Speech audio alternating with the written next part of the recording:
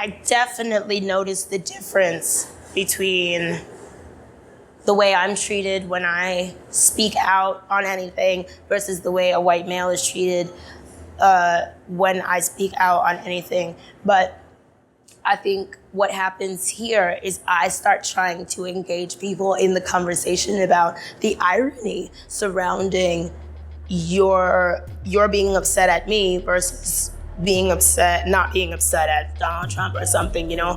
It's a hold up. Keep them pies hot, nigga. Pack the heater in the host will slip the clip and then pop it. They tried to G me on the quota. I could picture your noggin rocking you peasy on the corner. I stretch it with I think everyone in this first world society, be it like the United States, Canada, the UK, Australia, whatever, just this like first world society, there's this great group of, or I guess, whether it's happening consciously or subconsciously, there's this expectancy to adhere to white socio-normative behavior.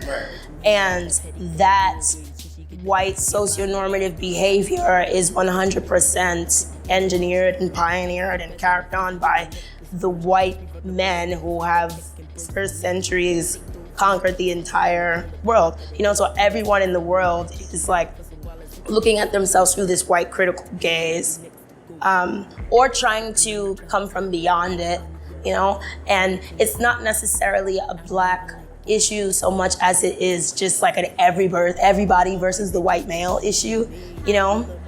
Even white women have, you know, issues with white socio-normative behaviors, you know, because within those parameters, it's pretty much like white male socio-normative behavior, you know? One thing that society doesn't realize is that all of their aggressions are being micromanaged through these like news articles and like, you know, blogs and all kinds of things like that. So if they take me and make me the villain, so if I'm the villain of the entertainment industry or one of the villains of the entertainment industry for the next 20 years, that's just a part of their micromanaging your aggressions.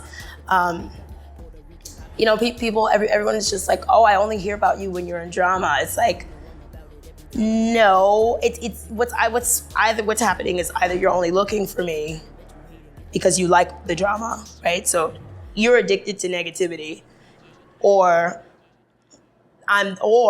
you know, the media is only posting the negative things about me so that you stay addicted to negativity. And you know, I've basically been used as a pawn in society's programming, in society, in the powers that be trying to program society, you know? So if there is like this kind of pyramid, right, where at the bottom there are brown and Black workers, even though we're not calling them slaves, they're pretty much still slaves, you know? Where they're like brown and Black workers, and then there's a middle class and whatever, and then there's an upper crust. You know, if that is the scheme, because it is the scheme, America has and always will be, America has and always will rest on a systematically oppressed underclass, you know? First it was the Negroes, and now that we won't work for free, it's the Latinos, you know? So in order to keep America going, there has to be somebody on the bottom. No doubts about it. And for a very, very long time, it didn't matter what a middle class white, you know, you could be like a mediocre middle class white person. It didn't matter so long as you knew that you were better than this like Black billionaire or Black millionaire, you know? So long as like the middle class American family in the 60s felt that they were better than somebody like Muhammad Ali just because they are white, you know, then it keeps that system, it keeps that systematic oppression going, you know? But little do you know, all of the people who are like really kind of like adhering to like the fanatic parts of that kind of ideology are poor as fuck.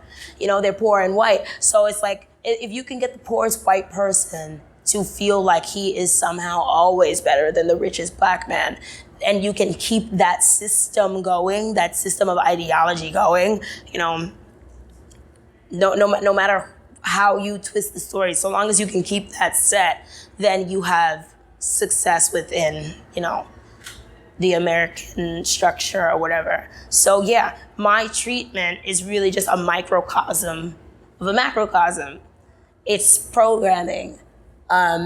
If we can keep these Black people disenfranchised for whatever reason,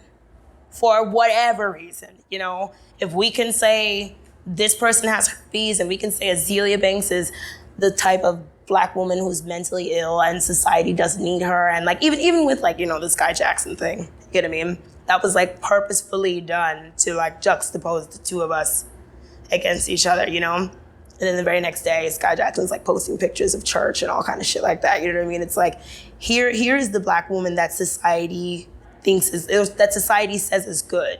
And this is an example of a Black woman that society doesn't need. So they'll try and put this story like, don't end up like Azealia Banks. But, you know, and they try and like paint this narrative that's like so dire. But in all honesty, I just like performed a dope ass show. You know, I'm doing like so many dope things all the time.